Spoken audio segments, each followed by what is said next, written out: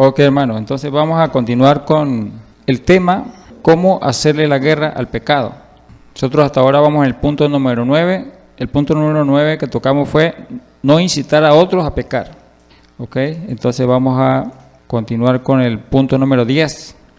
Como el propósito, hermano, es hacerle la guerra al pecado, una de las estrategias que ha seguido Satanás para convertirnos en pecadores es, hermano, convertirnos en sinvergüenzas.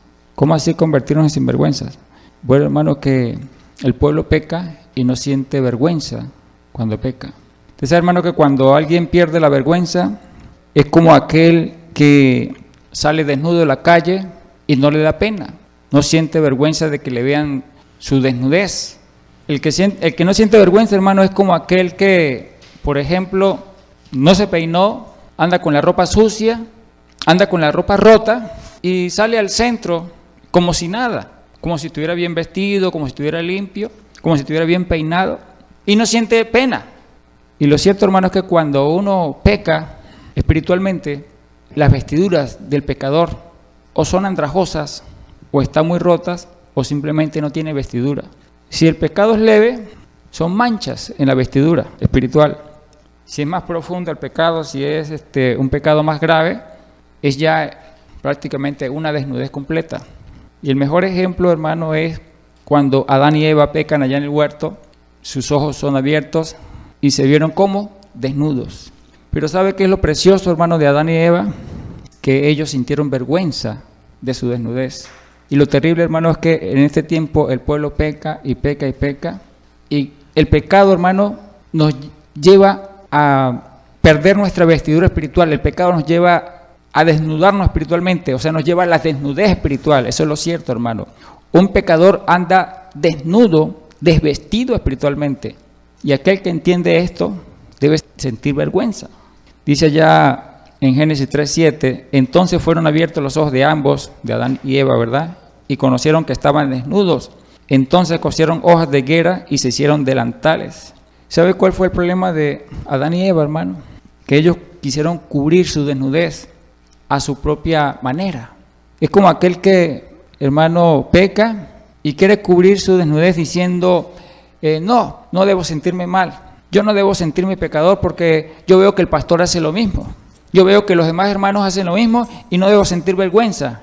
¿Qué está haciendo ese? Está cubriendo su desnudez para no sentirse mal, para no sentirse desnudo, ¿verdad? Y hermano, uno para cubrirse correctamente tiene que vestirse con la palabra. Es decir, uno necesita conocer cuál es la palabra, la enseñanza, la palabra de la Torá que lo va a vestir a uno.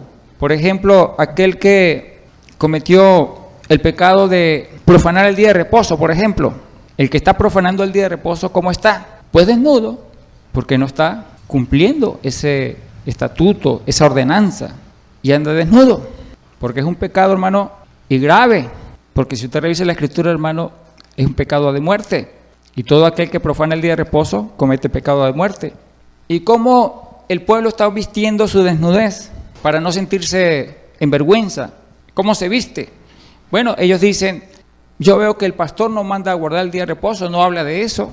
Yo veo que ellos enseñan que no hay que guardar el día de reposo porque hay varios textos en el Nuevo Testamento, por cierto, mal traducidos, que justifican el hecho de que no hay que guardar el día de reposo.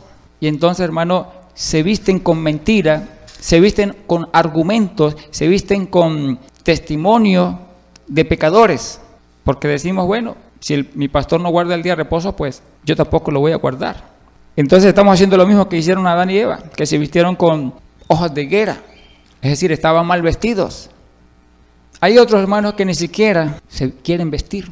Como les dije, unos tratan de vestirse con hojas de higuera, ¿verdad? Con argumentos. O sea, justifican su pecado, a eso me refiero. Buscan justificar su error para seguir cometiendo el error, el pecado. Pero hay otro grupo, hermano, que no justifican su pecado. ¿Sabe por qué no justifican su pecado? Y la respuesta está en 9:21 de Génesis. Dice allí que Noé bebió del vino y se embriagó y estaba desnudo en medio de su tienda. Pregunto, ¿Noé cuando se vio desnudo procuró vestirse? ¿Por qué no procuró vestirse? Porque estaba borracho.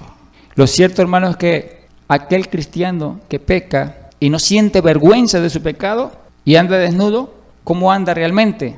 Borracho. Por eso mismo el apóstol Pablo dijo allá, y Pedro hablaron del mismo tema, sean sobrios y velad. ¿Porque un borracho puede velar por sus vestiduras? No, borracho anda desnudo y no puede velar. El único que puede velar, hermano, es el sobrio. Y eso es lo cierto, hermano, que las congregaciones están llenas de borrachos. ¿Por qué? Porque viven todo el día desnudos, andan desnudos por su pecado, porque siguen practicando sus pecados y no sienten vergüenza. ¿Pero por qué no sienten vergüenza? Por su borrachera. Hay una palabra, hermano, que me llamó la atención cuando lo leí, el Eterno marcó mi corazón, allá en Sofonías 3:5, dice lo siguiente, al final del texto, dice, el perverso no conoce la vergüenza. Lo cierto, hermano, es que si alguna persona peca y no siente vergüenza, ahí está la descripción. ¿Cómo es esa persona? Un perverso. Si una persona peca, si un creyente peca, si un cristiano peca y no siente vergüenza, ¿por qué no siente vergüenza? Porque es un perverso. Eso es lo que dice la palabra, hermano. Usted sabe que aquel pueblo al que profetizó Jeremías, recordemos que Jeremías era un profeta que el Eterno levantó para profetizar juicio, destrucción, ruina contra el pueblo de Judá, Jerusalén, en un tiempo donde ese pueblo, hermano, era un pueblo perverso. Su rey era perverso, sus sacerdotes eran perversos. El pueblo era perverso, ¿por qué? Porque sus sacerdotes eran perversos, o sea, los que daban ejemplo al pueblo eran perversos. Y el Eterno levanta a Jeremías, hermano, para hablar a ese pueblo, para desenmascararlo, para descubrirlo, para hacerles entender su condición espiritual. Y lo cierto, hermano, es que Venezuela está igual que aquel pueblo de Judá en aquel tiempo de Jeremías, y por eso el Eterno está levantando en este tiempo a sus Jeremías, ¿verdad? Y fíjese esta palabra que está en Jeremías 8:12, donde el Eterno le habla a aquel pueblo, ¿se han avergonzado de haber hecho abominación, de haber pecado delante de mí? ¿Ustedes se habían avergonzado? Les dice el Eterno a ese pueblo. Dice allí, ciertamente no se han avergonzado en lo más mínimo, ni supieron avergonzarse. ¿Por qué, hermano, no supieron avergonzarse? Porque era un pueblo sin vergüenza, como aquel hermano que anda desnudo, sin ningún tipo de ropa en la calle y no siente ningún tipo de vergüenza. Ciertamente no se han avergonzado en lo más mínimo, ni supieron avergonzarse. Caerán, por tanto, mire, dice el Eterno allí, entre los que caigan, cuando los castigue, caerán, dice Adonai. Y es, hermano, que en este tiempo la iglesia, las congregaciones están llenas de sinvergüenzas. Y por eso, hermano, por causa de que el pueblo niega su verdadera condición, su desnudez, ellos niegan su desnudez, porque les han estado enseñando mal. Y si no despiertan, abren sus ojos para ver su condición real, su desnudez, dice aquí, hermano, caerán en el día que los castigue, dice Adonai. Cuando nosotros buscamos en un diccionario el concepto de vergüenza, mire lo que dice, hermano, dice, es la turbación del ánimo que se produce por una falta cometida. Es decir, hermano, sentir vergüenza, ¿qué significa? Que cuando yo peco, yo me siento mal, yo me siento incómodo, yo me siento, hermano, afligido. Bueno, como se sintieron Adán y Eva, hermano. ¿Usted cree que cuando Adán y Eva pecaron, después que pecaron, reaccionaron? Ellos dijeron, qué terrible lo que hemos hecho, qué terrible lo que hemos hecho. Lo cierto, hermano, es que el pueblo en este tiempo peca y no siente nada, no siente absolutamente nada, hermano, porque es un pueblo sin vergüenza. Ahora, ¿qué tienen que ser los más sabios? ¿Qué tienen que ser los más entendidos? ¿Qué tienen que ser, hermano, en este tiempo aquellos que están recibiendo revelación de estas cosas, que están recibiendo palabra para vestir? Porque, hermano, el Eterno está dando palabra a un pueblo sabio para vestir al desnudo. Nosotros, hermanos, tenemos que hacer lo que hizo Sem.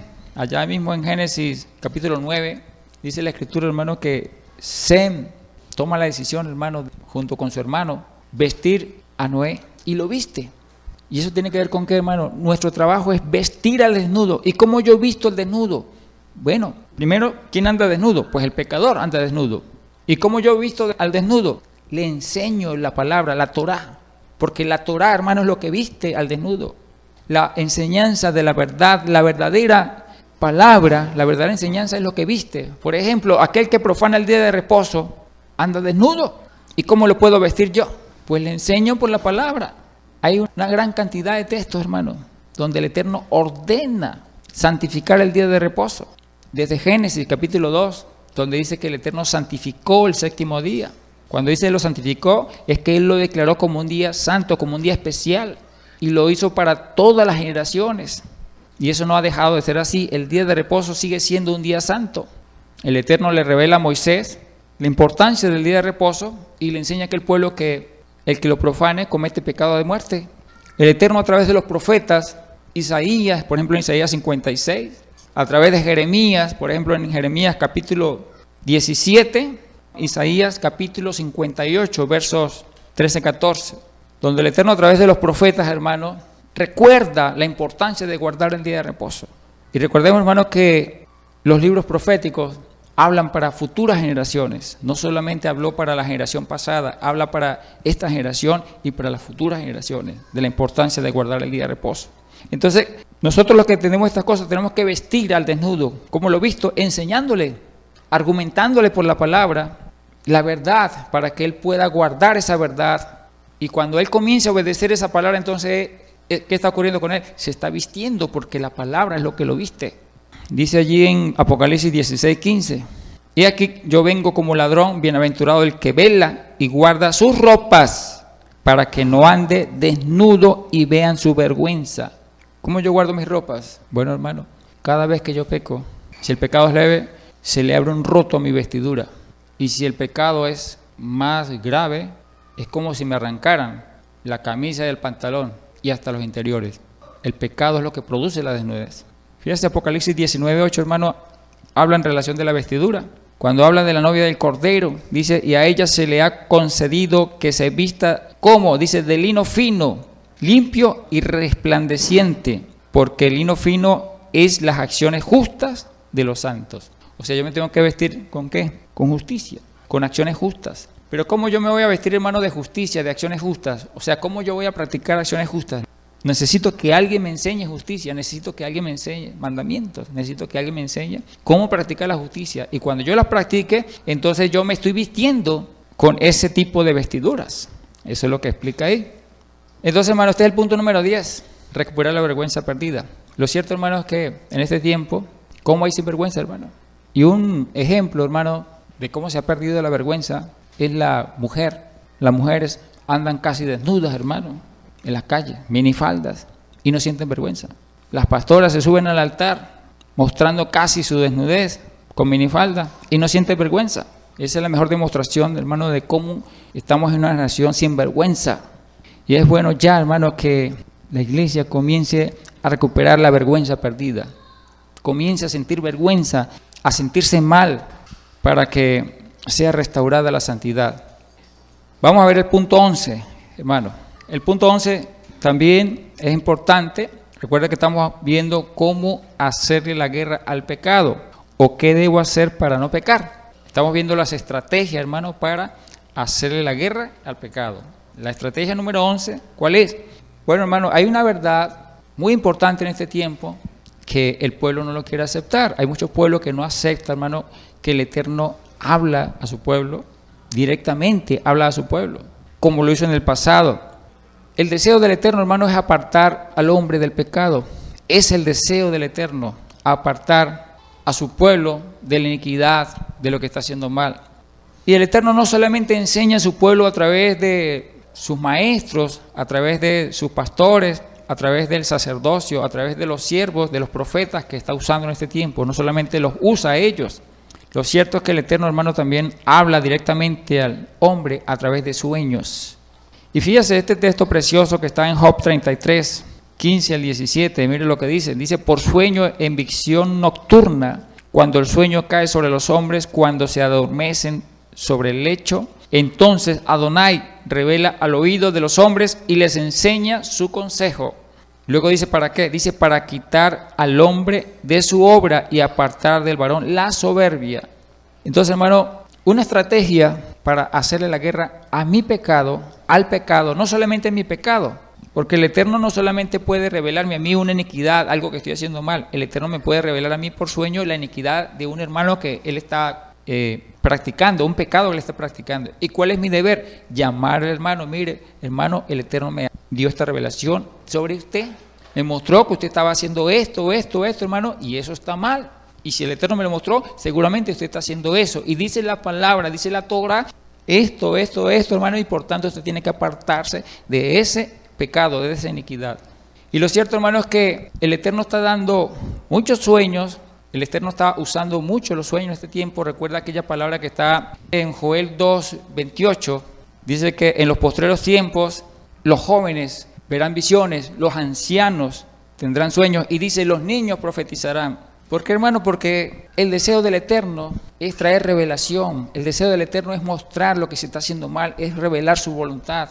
Y estamos en esos postreros tiempos. Esa misma palabra la usó allá en Hechos capítulo 2, la usó el apóstol Pedro cuando le habló a aquella multitud. ¿Por qué? Porque era un tiempo de cumplimiento, era un tiempo de comienzo de una nueva dispensación, de la dispensación de la gracia, del nuevo pacto. Y lo cierto, hermanos, que estamos en un tiempo de comienzo de otra nueva dispensación, de comienzo de nuevos pactos para el Táchira y para Venezuela. Y el Eterno esa palabra la cumple nuevamente. Es decir, nuevamente, hermano, está hablando de manera intensa a su pueblo a través de sueños, de visiones, levantando profetas y aún usando a los niños en profecía. Ahora, ¿qué sucede, hermano? Hay resistencia a esto. A veces un hermano le cuenta un sueño a un pastor y el pastor dice, no, eso no puede ser. A veces los mismos pastores sueñan y como los sueños no les favorecen, más bien el sueño muestran su desnudez, muestran que las cosas las están haciendo mal y como son sinvergüenza, dicen, eso no puede ser. Entonces no hacen caso al sueño, hacen caso omiso al sueño o a la revelación que el Eterno le está dando. Y lo cierto, hermano, es que este pueblo, los pastores, los ministros, se están comportando como el rey Acab. En 1 Reyes 22, hermano, a partir del versículo 6 al 8, hay un ejemplo allí donde el rey Acab y el rey Josafat iban a una guerra, hermano, y era costumbre, y debe ser así, hermano, que cuando alguien va a tomar una decisión importante debe consultar al Eterno a través de los profetas. Y era costumbre que los reyes consultaban al Eterno a través de los profetas.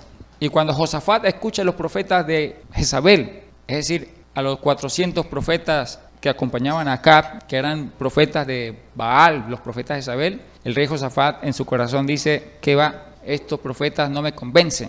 Y por eso él pregunta allí, en 1 Reyes 22:7, dice allí, y dijo Josafat, ¿hay aún aquí algún profeta de Adonai por el cual consultemos? Porque el rey Josafat no creía en los 400, porque en su corazón, hermano, Josafat discernía a los profetas, y en su corazón dijo, estos son falsos profetas, son los profetas de Jezabel. Pero fíjense lo que responde, hermano, Acab. Dice allí, el rey de Israel respondió a Josafat, aún hay un varón por el cual podríamos consultar a Adonai, Micaías, hijo de Imla, mas yo le aborrezco porque nunca me profetiza bien, sino solamente mal.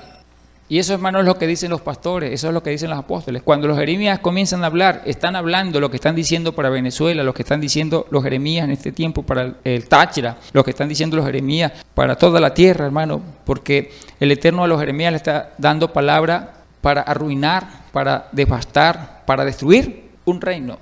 Pero también le está dando palabra, hermano, para descubrir el pecado, descubrir la desnudez de ellos, y ellos no quieren, hermano, como son sinvergüenza, no quieren aceptar su desnudez, no quieren aceptar su pecado, y esa es la respuesta de ellos.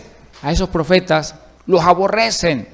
Fíjense, hermano, en Lamentaciones 2:14 hay una palabra que expresa el profeta Jeremías cuando él se lamenta allí por la condición de Jerusalén, lo que estaba pasando allí, y él allí habla de las causas por las cuales cayó Jerusalén, por las cuales fue destruida Jerusalén. Mire lo que dice allí en Lamentaciones 2:14. Dice, tus profetas vieron para ti vanidad y locura, y no descubrieron tu pecado, no mostraron tu desnudez para impedir tu cautiverio, sino que te predicaron vanas profecías y extravíos.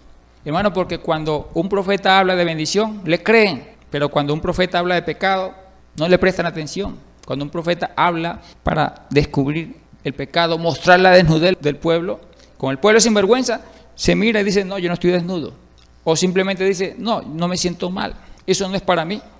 Y en este tiempo, hermano, hay dos tipos de profetas. Los profetas lisonjeros, que hablan vanas palabras, que hablan mentiras, que profetizan, hermano, paz, que profetizan prosperidad, que profetizan avivamiento, solamente avivamiento, insisto, solamente avivamiento, pero no profetizan, hermano, que estamos en un tiempo de juicio, estamos en tiempo de zarandeo, donde el Eterno, hermano, está zarandeando a este pueblo y el Eterno está separando la cizaña del trigo, porque hay mucha cizaña, hermano, en las congregaciones. Hay muchos pecadores en las congregaciones, y el pecador que no quiera arrepentirse de su desnudez, no quiera vestirse con la palabra, la enseñanza que el Eterno está revelando en este tiempo, esos pecadores que son cizaña serán cortados, serán quemados, como dice allí la palabra, ¿verdad? Que la cizaña será sacada y será quemada.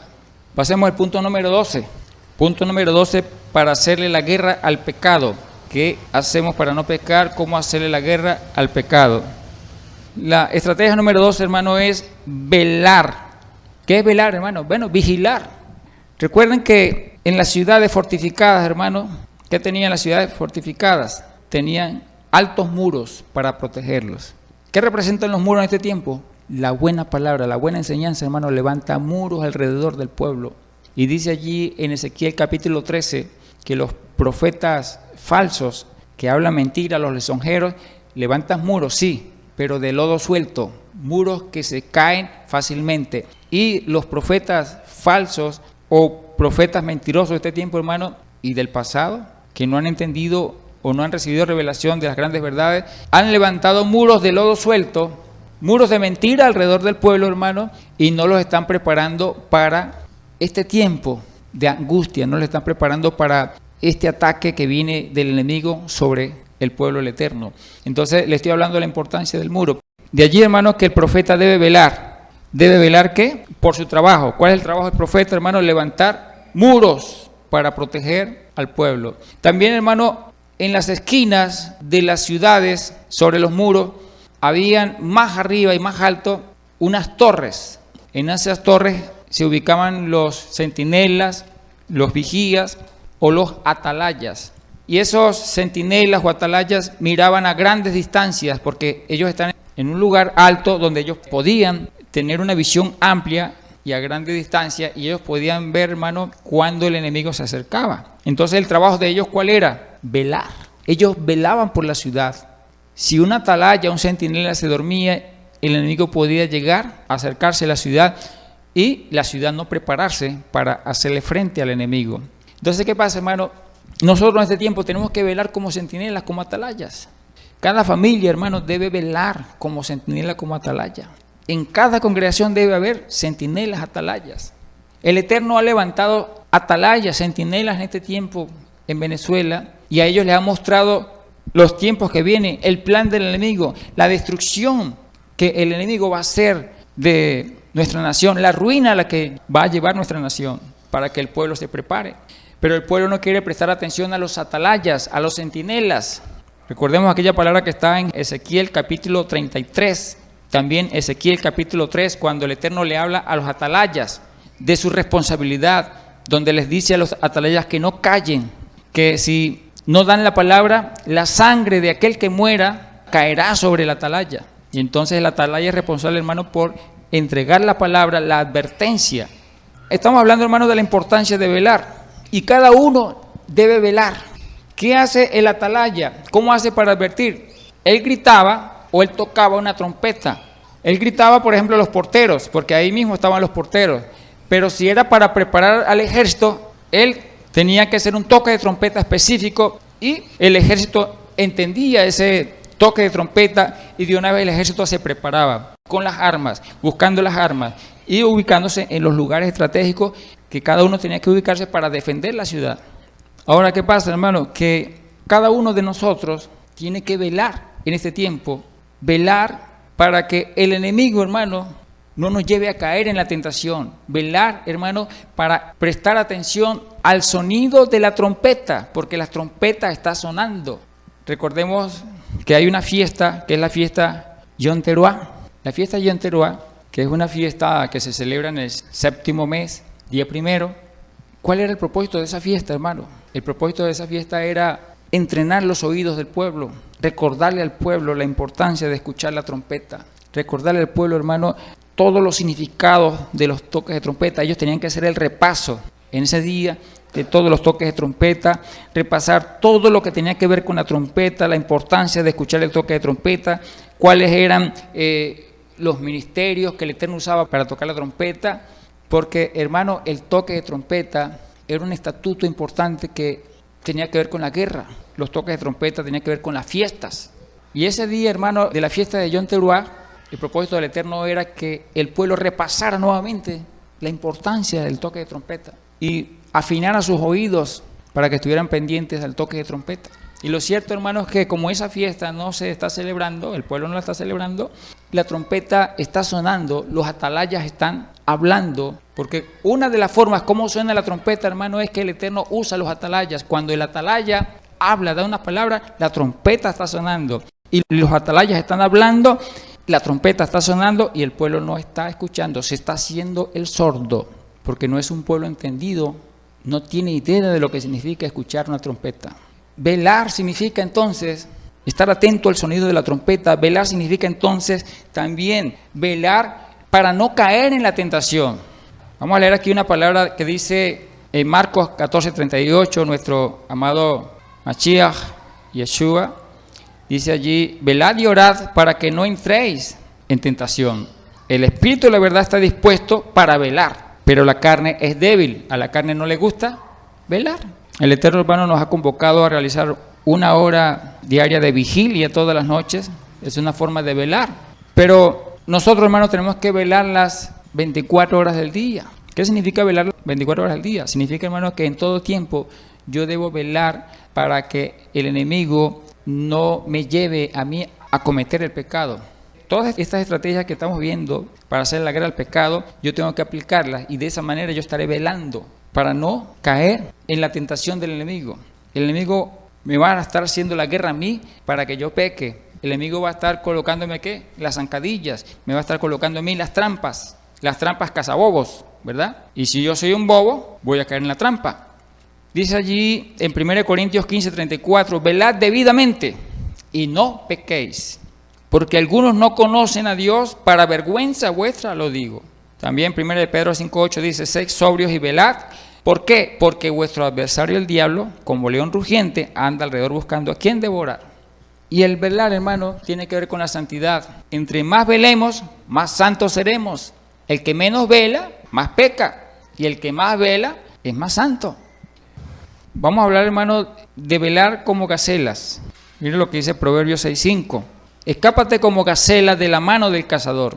¿Quién es nuestro cazador, hermano? El diablo, Hasatán. Hasatán, hermano, en cada instante, cada día, procura, hermano, llevarnos a su trampa, hacernos caer en su trampa. Nos coloca la tentación para que yo caiga en su trampa. Pero ahí hay una enseñanza, escápate como gacela.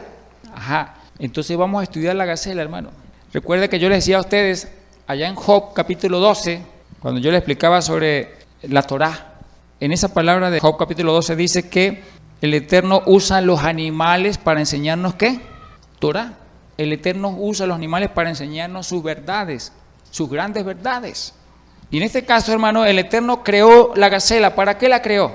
Nosotros creemos, hermano, que los animales existen y punto. No, hermano, cada animal, el Eterno lo creó para darnos una enseñanza. Cuando yo veo el animal, estudio el animal, es decir, yo debo preguntarle al Eterno, ¿qué enseñanza me quiere dar a través de ese animal? ¿Qué enseñanza el Eterno me da a través del perro? Que no puedo ser como el perro. Del cerdo, que no puedo ser como el cerdo. Como el asno, no puedo ser como el asno. De la oveja, que sí debo ser manso como una oveja. De la paloma, que debo ser manso como la paloma. La palabra hebrea que significa gacela, hermano, es tsevi. Esa palabra tiene dos significados importantes. Uno, gacela, y otro significado es hermosa.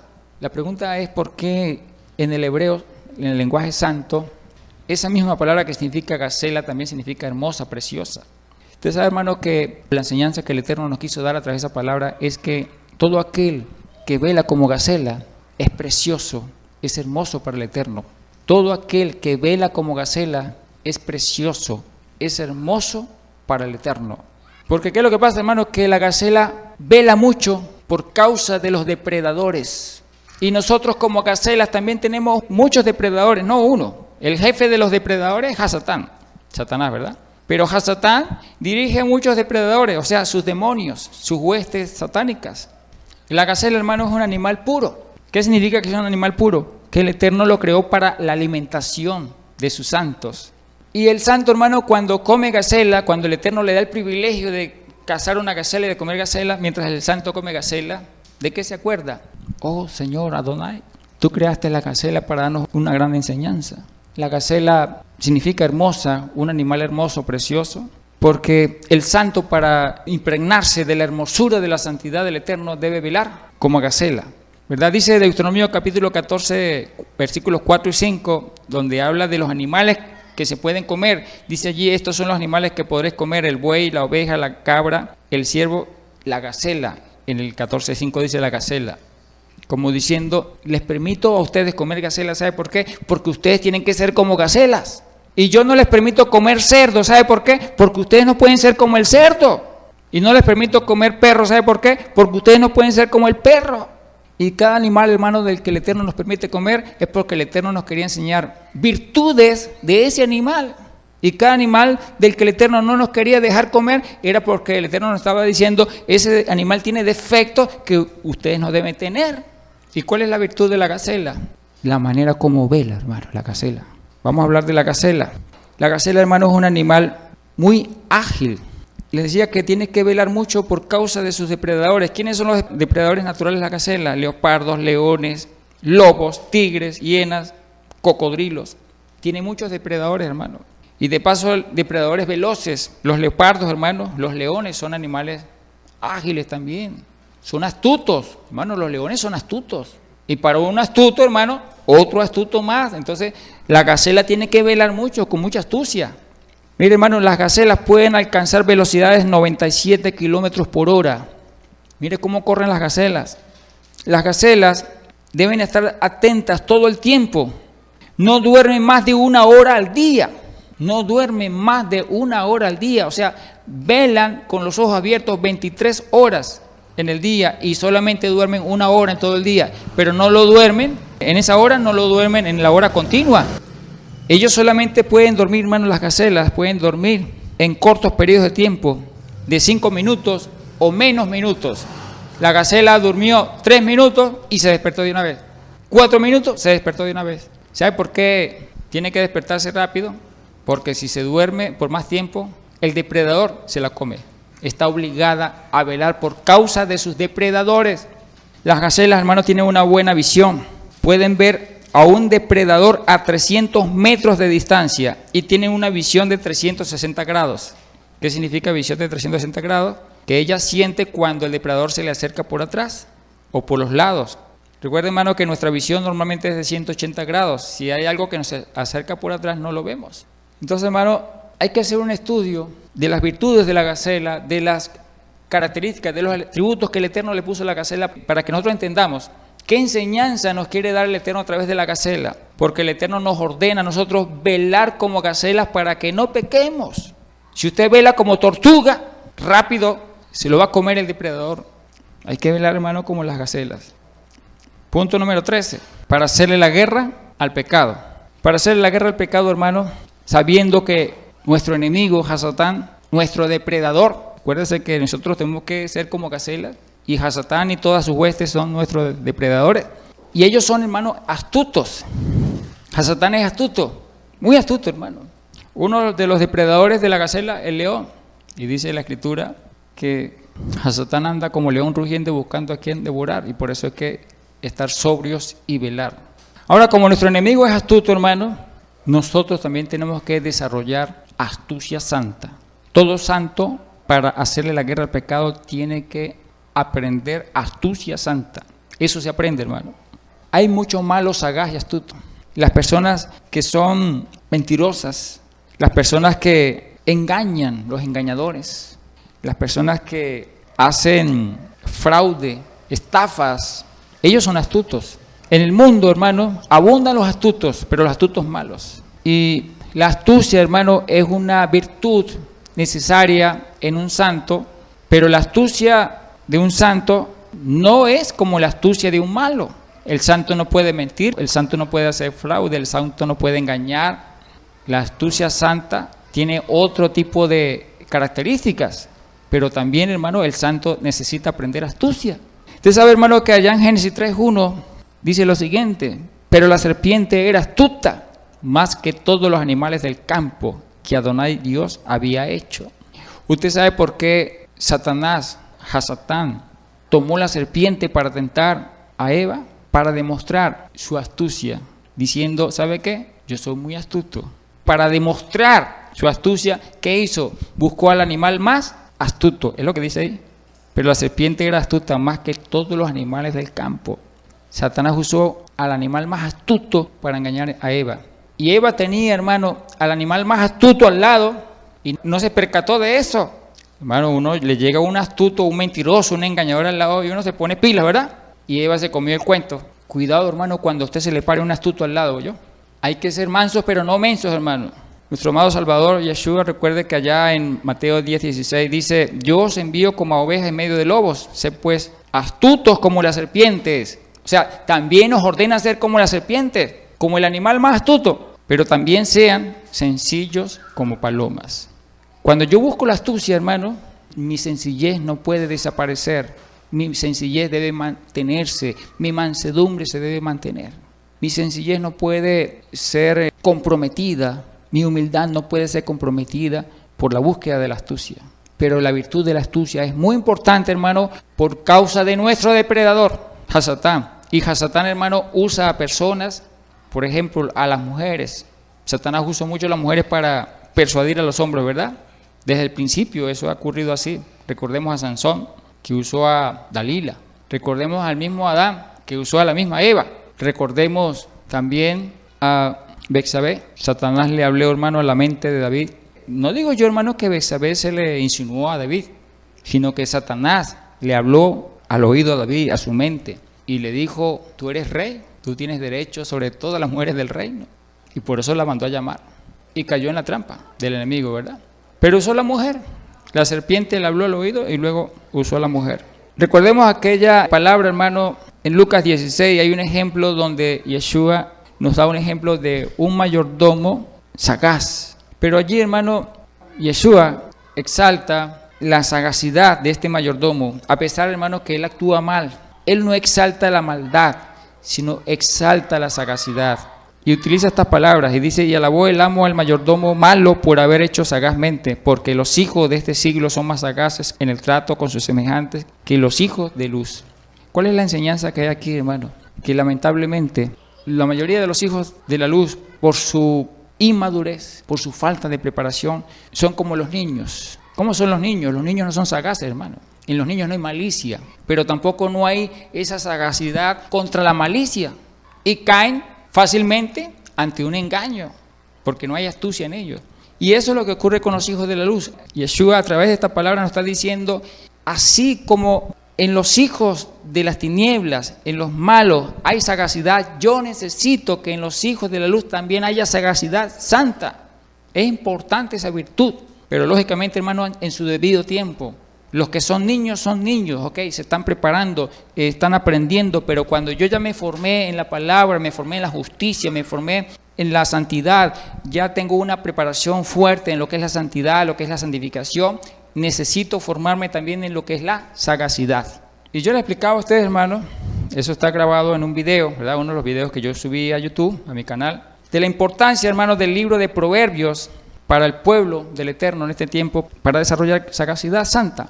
Nosotros, hermanos, tenemos que memorizar cada proverbio que está allí, recibir revelación, entendimiento de cada proverbio que está allí, y nosotros necesitamos aprendernos cada proverbio que está allí. Y ese proverbio, hermano, es lo que me va a dar a mí sagacidad para actuar de manera correcta en un momento determinado.